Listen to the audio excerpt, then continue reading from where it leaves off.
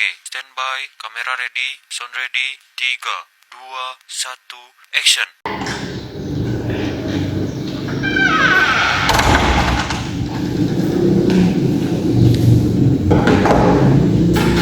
Assalamualaikum warahmatullahi wabarakatuh. Waalaikumsalam warahmatullahi wabarakatuh. Baik, apa kabar hari ini anak-anak?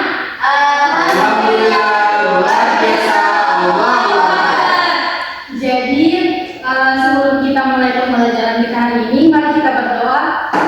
Berdoa mulai.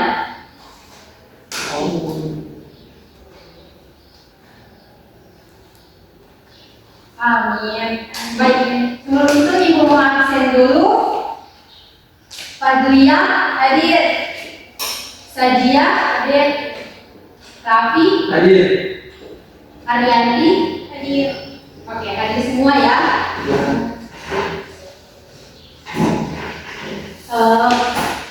Hari ini kita akan belajar mata pelajaran akidah akhlak dengan judul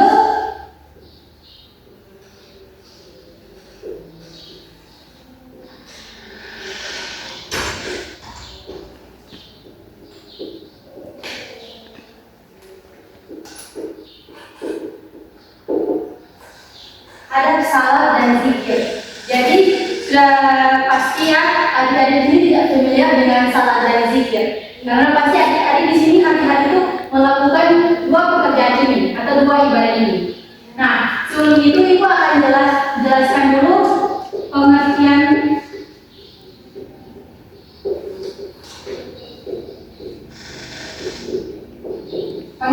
salat.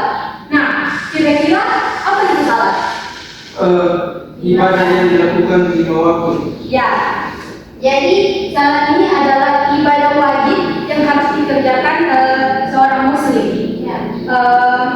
Di mana ibadah ini dimulai dengan takbiratul ihram, mengangkat kedua tangan dan mengucapkan Allahu Akbar, dan diakhiri dengan salam. Jadi salat ini adalah ibadah. Lalu ada juga yang mengatakan salat ini adalah komunikasi. Jadi ada juga yang mengatakan bahwa salat ini adalah cara kita berkomunikasi langsung dengan Allah, dengan cara kita berdoa. Nah, jadi kalau adik-adik di sini merasa lagi sedih, merasa lagi pengen curhat, baru tidak ada yang bisa orang yang bisa mendengarkan curhat kita bisa sholat dan curhat langsung kepada Allah. Satu orang berdoa kepada Allah meminta solusi atau apa. Baru kita lanjut kedua ke zikir.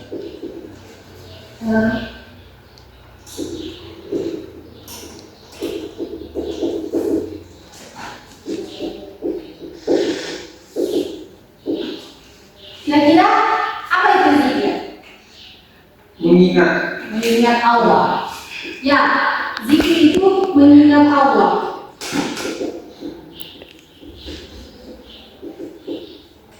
Biasa kalau orang mau berzikir itu kira-kira kapan? Setelah sholat. Setelah sholat. Kebanyakan ya setelah sholat kalau berzikir itu. Jadi, lalu ada yang tahu apa kata-kata dari setiap berzikir itu? Subhanallah.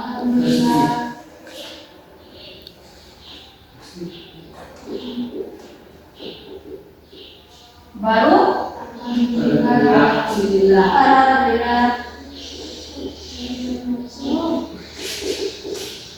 Dan Allah Akbar ya.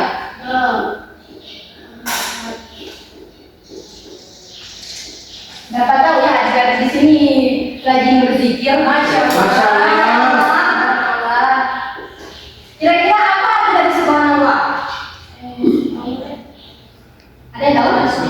Maha suci Allah.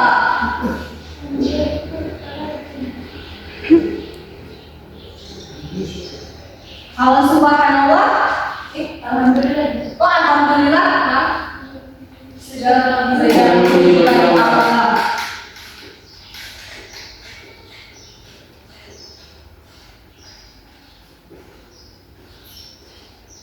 Oh Allahu Akbar, Allah besar.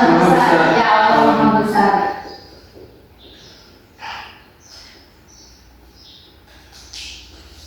Biasanya itu kalau setelah sholat orang baca berapa kali?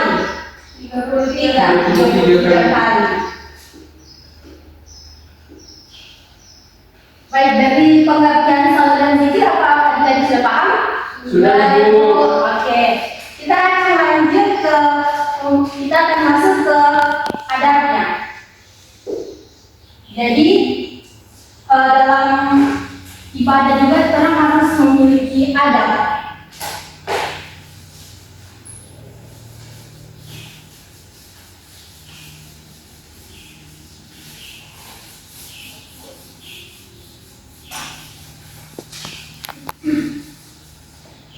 Pertama itu ada, Ibu akan jelaskan mengenai adab salat dulu. Yang pertama itu ada khusyuk. Nah, ketika orang sholat itu sebaiknya itu orang harus khusyuk. Kenapa? Biar fokus. Biar fokus. Baru juga kalau orang khusyuk, orang pahala sholat itu akan lebih diterima oleh Allah. Karena orang lebih fokus ke sholat. Baru kedua ada hati yang ikhlas.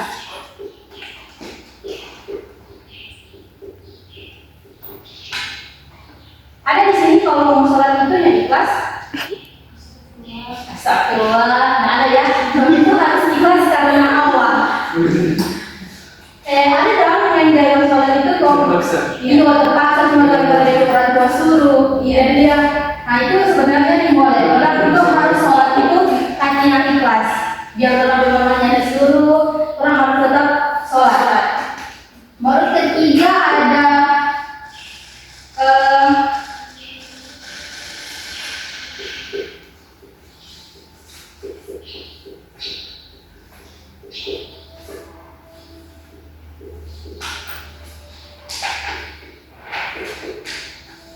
memakai pakaian yang bersih. Jadi kan orang mau sholat ini kan orang mau berkomunikasi Allah, orang mau menghadap ke Allah. Jadi orang harus memakai pakaian yang bersih. Keempat ada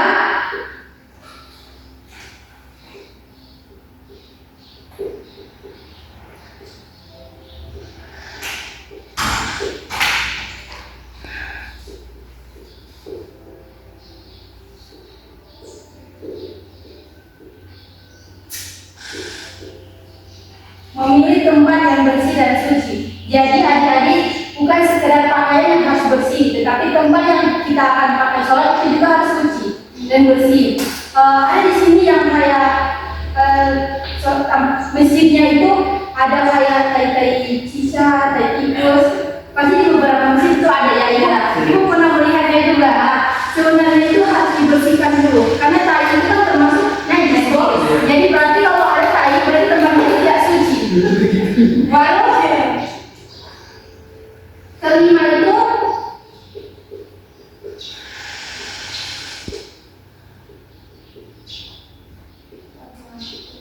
datang tepat waktu. Kalau mau sholat zuhur biasanya dia jam berapa? Jam 12. Kalau asar jam 3. Ya, kalau maghrib 6. Kalau isya 7. Kalau subuh Setengah 5. ya setengah 5 ya. Jadi orang itu kalau mau sholat atau orang mau sholat berjamaah, orang harus datang tepat waktu. Ya. Karena kalau orang yang terlambat, bisa jadi orang yang dikit sholat berjamaah. Karena kan ada terbatas toh. Dia nggak mungkin lagi tuh imam itu bertemu pamoni, pada mau sholat zuhur berjamaah, itu kan nggak mungkin toh. Baik, dari sini sudah mengerti? Sudah. Kita lanjut ke adab zikir.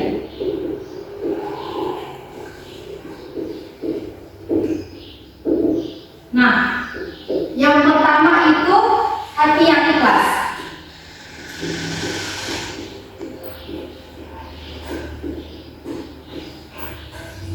Jadi, kalau sholat tadi harus ikhlas, zikir juga harus ikhlas. Semua itu memang apa yang harus orang lakukan itu harus dengan ikhlas. Percuma kalau yang ikhlas, lebih baik tidak bisa bikin.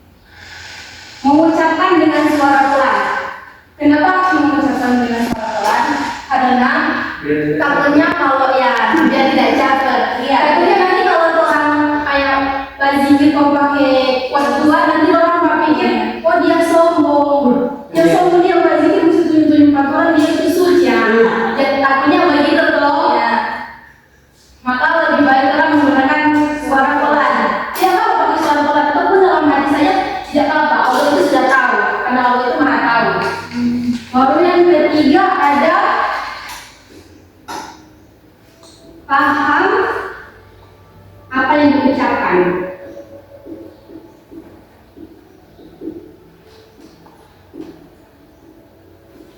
Nah, makanya tadi ibu tanya apa arti dari subhanallah, apa arti dari alhamdulillah, apa arti dari Allahu Akbar. Ibu mau melihat apakah kalian itu sudah paham apa yang diucapkan saat orang berzikir atau tidak. Tapi ibu lihat kalian semua ini sudah paham. Jadi bagus. Tepuk tangan dulu. Keempat ada